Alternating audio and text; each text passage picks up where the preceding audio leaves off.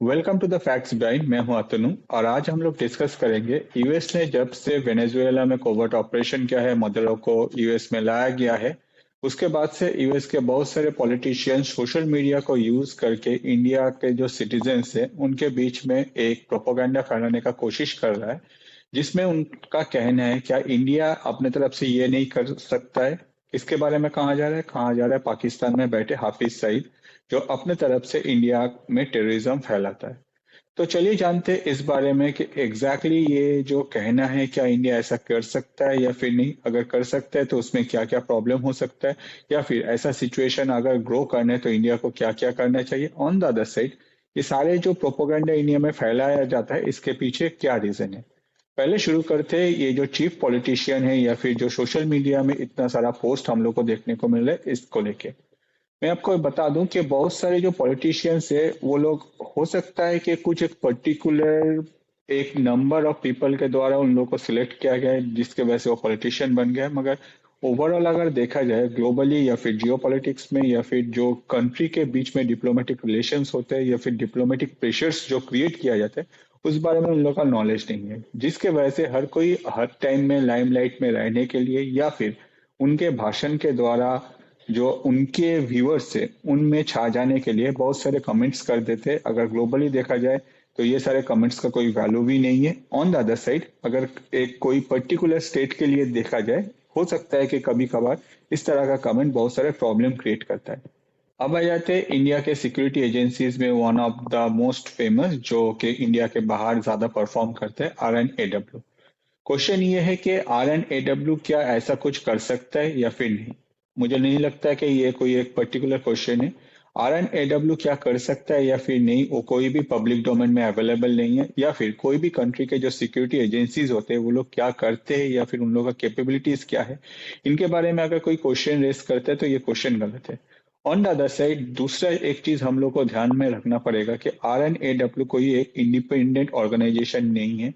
RNAW को कुछ एक पर्टिकुलर लॉज या फिर कुछ एक पर्टिकुलर नॉर्म्स को फॉलो करना पड़ता है, जिसमें RNAW के ऊपर जो इंस्ट्रक्शन दिया जाता है उसमें इंडिया का जो डेमोक्रेसी है, इंडिया का जो डेमोक्रेटिक पब्लिक जो इंडिया में रहते हैं वो लोग जिसको वोट करते हैं, जो जिनको लीडर सिलेक्ट किया जाता है, साथ ही साथ इंडिया के जो डिफेंस मिनिस्ट्री है, on the other side India के जो नेशनल सिक्योरिटी एडवाइजर है उनके द्वारा RNAW को कुछ इंस्ट्रक्शन दिया जाता है, उसके बाद RNAW परफॉर्म करते हैं। अब जो क्वेश्चन अराइज कर रहा है कि RNAW ऐसा कुछ अगर ऑपरेशन करते हैं तो उसमें आगे जाके क्या हो सकता है। हम लोग को एक चीज ध्यान में रखना पड़ेगा कि पाकिस्तान और वेनेजुएला एक कंट्री नहीं है, दोनों अलग अलग कंट्री है। On the other side, Pakistan एक ऐसा कंट्री है जिसको अगर हम लोग लॉन्ग टर्म में देखें तो हमेशा पाकिस्तान को बैकअप मिलता गया है यूएस के द्वारा। अभी नहीं, अगर हम लोग कोल्ड वॉर के टाइम से भी देखें, बहुत सारे सोर्सेस का कहना है कि पाकिस्तान के पास जो न्यूक्लियर वेपन है जिसको लेके पाकिस्तान के जो लीडर्स है वो हमेशा धमकी देते रहते, वो सारे जो न्यूक्लियर वेपन्स है वो यूएस के द्वारा पाकिस्तान में लाया गया है।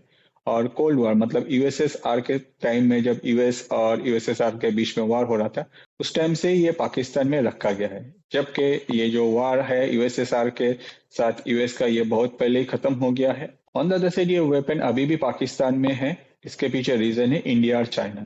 यूएस हमेशा चाहता है कि पाकिस्तान को एक ऐसा लोकेशन बना के रखे कि जरूरत पड़ने पर वो अपना जो न्यूक्लियस ओपन है वो पाकिस्तान से आगे जाके कोई भी एक पर्टिकुलर कंट्री को टारगेट करे, जिसके वजह से यूएस हमेशा पाकिस्तान को इतना एंटरटेन करता है। ऑन द अदर साइड, जो टेररिज्म के आका है वो पाकिस्तान में बैठने के बाद भी यूएस पाकिस्तान को हेल्प करता है। तो नो डाउट ये जो क्वेश्चन है कि RNAW ऐसा कुछ कर सकता है या नहीं, इसमें अगर हम लोग को कुछ भी करना है तो हम लोग को सबसे पहले एक चीज समझना है कि पाकिस्तान एक ऐसा कंट्री है जो न्यूक्लियर एनेबल है। भले ही वो न्यूक्लियर वेपन जो है वो पाकिस्तान कभी भी यूएस के जो मर्जी है उसके अलावा ऑपरेट नहीं कर पाएगा। On the other side, last अगर हम लोग ऑपरेशन सिंदूर में देखें, जो नूर खान एयरबेस है उसका क्या हालत हुआ था, और इसके वजह से ट्रंप का जो इंडिया के तरफ जो उनका सोच है वो चेंज हुआ। इससे ही आगे जाके हम लोग को ये क्लियर हो जाता है कि पाकिस्तान में जो न्यूक्लियर वेपन है उसको कौन ज्यादा ऑपरेट कर सकते हैं और किसके कहने पर वो ऑपरेट किया जाएगा।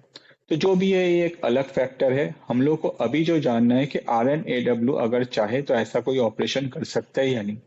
ऑब्वियसली RNAW अगर चाहे तो ऐसा बहुत सारा ऑपरेशंस कर सकता है, मगर उसमें भी कुछ पॉइंट्स है जिसमें हम लोग को ध्यान रखना पड़ेगा। पहला है कि ऐसा अगर कोई भी ऑपरेशन किया जाता है तो उसका जो पोस्ट इफेक्ट है, जैसे कि हम लोग को अभी भी यूएस को देखना पड़ रहा है कि यूएन में मीटिंग हो रहा है, भले ही यूएन अपने तरफ से उतना एक्टिवली यूएस को कुछ नहीं बोल रहे हैं। ऑन द अदर साइड दुनिया भर में यूएस के खिलाफ बहुत कोई बोल रहा है, मगर सामने कोई नहीं आ रहा है।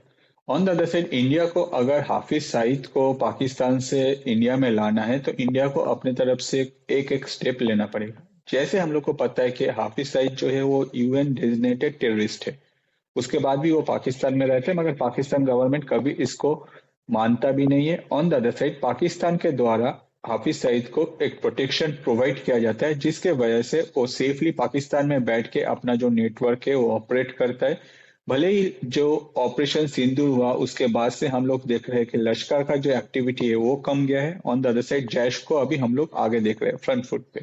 तो इसका भी एक रीजन है जो मैं आपको आगे जाके डिस्कस करूंगा। ऑन द अदर साइड अगर इंडियन गवर्नमेंट ऐसा कुछ करता है जिसके वजह से ग्लोबली ये क्लियर हो जाता है कि भाई जो हाफिज सईद है वो उसको अगर इंडिया अपने तरफ से पाकिस्तान से उठा के इंडिया लाता है, इसमें सबसे पहले जो है कि भाई पाकिस्तान एक यूएन डेजिग्नेटेड टेररिस्ट को अपने धरती पे रखने का परमिशन दिया है।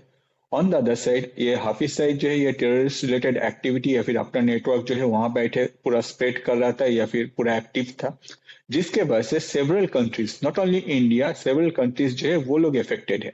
ये अगर नैरेटिव इंडिया अपने तरफ से एस्टेब्लिश कर सकता है दुनिया में, और इसके बाद अगर हाफिज सईद को इंडिया में वापस लाया जाता है, at that point of time globally अगर देखा जाए कोई भी कंट्री इंडिया के ऊपर कोई डिप्लोमेटिक प्रेशर फ्रंट फुट में क्रिएट नहीं करेगा। क्यों? क्योंकि इंडिया के पास ऑप्शन है जिसमें इंडिया क्लियरली कह दिया है कि भाई ये जो है ये एक डेजिग्नेटेड टेररिस्ट है यूएन के द्वारा। ऑन द अदर साइड ये पाकिस्तान के धरती में बैठ के हम लोग के अगेंस्ट में कुछ प्लानिंग कर रहा है। साथ ही साथ दुनिया में डिफरेंट कंट्रीज इससे अफेक्टेड है। इसके वजह से हम लोग इसको एस्केलेट किया है, हम लोग इसको नेक्स्ट लेवल पे आके स्टेप लिया है। अगर ऐसा कोई नैरेटिव इंडिया एस्टेब्लिश कर देता है तो लॉन्ग टर्म में अगर देखा जाए कोई भी कंट्री इंडिया के खिलाफ ग्लोबली या फिर पब्लिकली कुछ स्टेप नहीं ले पाएगा या फिर कुछ बोल नहीं पाएगा। ऑन द अदर साइड ये करना थोड़ा सा मुश्किल है या फिर ये करना अगर देखा जाए थोड़ा सा टाइम टेकिंग है। एक और फैक्टर है वो है कि भाई हम लोग को टारगेट जो करना है वो है इंडिया का जो नेशनल सिक्योरिटी है उसको सेव करना, जिसमें एक फैक्टर है अभी जो है वो है हाफिज सईद। ऐसा नहीं है कि हाफिज सईद को अगर हम लोग उठा के इंडिया लाते हैं या फिर हाफिज सईद अगर इंडियन सिक्योरिटी के अंदर होता है तो ये प्रॉब्लम सॉल्व हो जाएगा। हाफिज सईद की जगह कोई और एक नाम आएगा, जो नाम हम लोग को नया सुनने को मिलेगा, फिर वो अपना जो एक्टिविटी है वो करना शुरू कर देगा। इससे अच्छा है कि जो जो फैक्टर इंडिया के नेशनल सिक्योरिटी के लिए प्रॉब्लम क्रिएट कर रहे हैं उन लोग को एक अच्छा सीख दो। फॉर एग्जाम्पल ऑपरेशन सिंदूर जैसे हुआ कि भाई लश्कर का जितना भी लोकेशन था उन लोगों को टारगेट करो, मगर ये बार बार नहीं हो सकता है क्योंकि ये क्रॉस बॉर्डर है। ऑब्वियसली हम लोग को क्या करना पड़ेगा, हम लोग के पास दूसरा जो ऑप्शन है वो है अननोन गैंगमैन। अगर अननोन गैंगमैन या हाफिज सईद या फिर उनके फैमिली या फिर उनके बहुत ही करीबी किसी को टारगेट करता है और ये कंटिन्यूअस अगर होता रहता है डिफरेंट लोकेशन में ग्लोबली, तो हम लोग एक चीज उम्मीद कर सकते हैं कि भाई हाफिज सईद को या फिर लश्कर को या फिर उनके जो और भी लीडर्स है उन लोग को भी डर लगेगा कि भाई कल जाके अगर इंडिया में कुछ प्रॉब्लम हम लोग क्रिएट करेंगे तो हम लोग को टारगेट किया जाएगा, वो लोग हम लोग को छोड़ेगा नहीं।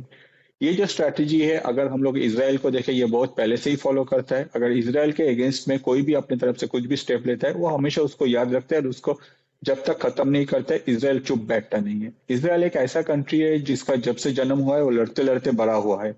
प्रेजेंटली भी देखे तो इसराइल वही कर रहा है। अगर हम लोग भी इस तरह से जो इंडिया के अगेंस्ट में अपने तरफ से कुछ एक्टिविटी कर रहे हैं उनको अपने तरफ से सिखाए कि भाई ऐसा नहीं है कि आप लोग हम लोगों को मारते जाएंगे और हम लोग जो है उसको लेके हम लोग बस रोते रहेंगे। ऑन द अदर साइड अगर हम लोग आपके घर में घुस के मारेंगे, जो कि हम लोग देख रहे हैं 2014 के बाद इंडिया का जो चेंजेस है हम लोग को ऑलरेडी देखने को मिल रहा है। अगर ऐसा कुछ स्टेप लिया जाता है इंडियन गवर्नमेंट के द्वारा तो नो डाउट हम लोग ये उम्मीद कर सकते हैं कि आने वाले दिनों में हाफिज सईद जैसे लोग कभी भी इंडिया में कुछ भी एक्टिविटी करने में डरेंगे, और जो कि ऑलरेडी हुआ है। ऑपरेशन सिंदूर के बाद अगर हम लोग देखें लश्कर का जो एक्टिविटी था वो कम गया है। ऑन द अदर साइड अभी वो लोग जैश को आगे बढ़ा रहा है। जो लास्ट बॉम्ब ब्लास्ट हुआ था इंडिया में, जो कार में जो ब्लास्ट हुआ था उसमें भी हम लोग देखे कि यूज किया गया था वो है होम ग्रोन एक टेररिज्म का इकोसिस्टम। अब जब उन लोगों को पता चल गया है कि भाई हम लोग अपने कंट्री से या फिर अपना लोकेशन से किसी को इंडिया में भेज के अगर ऐसा कुछ करेंगे तो आगे जाके इंडिया अपने तरफ से हम लोग के घर में घुस के मारेगा, तब वो लोग ये स्ट्रेटेजी अप्लाई कर रहे हैं कि भाई हम लोग एक काम करते हैं, हम लोग कुछ पर्टिकुलर एक इंसान या फिर एक ग्रुप को टारगेट करते, उन ग्रुप को हम लोग अपने तरफ से फंडिंग करते, उन लोग का ब्रेन वॉश करते, आगे जाके उन लोगों को हम लोग हेल्प करेंगे कि भाई वो जो टेररिस्ट रिलेटेड एक्टिविटी है वो अपने कंट्री में फैलाए।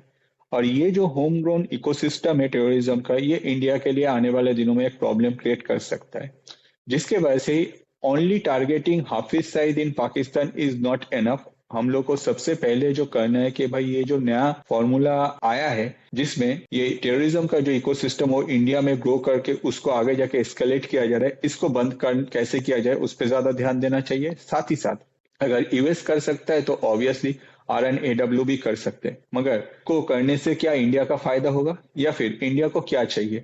सिर्फ हाफिज सईद चाहिए या फिर इंडिया का जो नेशनल सिक्योरिटी है उसमें जितना भी प्रॉब्लम क्रिएट करे हर एक एलिमेंट को ढूंढ के खत्म करना चाहिए?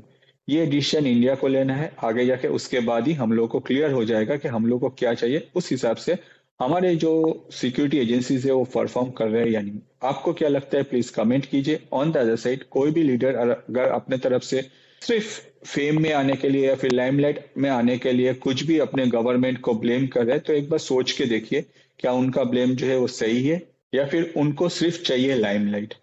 अगर आपको कुछ भी जानना है कमेंट कीजिए। ऑन द अदर साइड आप हमें अभी the facts behind WhatsApp channel पे, साथ ही साथ the facts behind YouTube channel पे, साथ ही साथ फेसबुक पे भी हमारा पेज है द फैक्ट्स बिहाइंड, हम लोग को सब्सक्राइब और फॉलो कर सकते हैं। आप लोगों का सपोर्ट बहुत जरूरत है। ये वीडियो एंड तक देखने के लिए थैंक यू।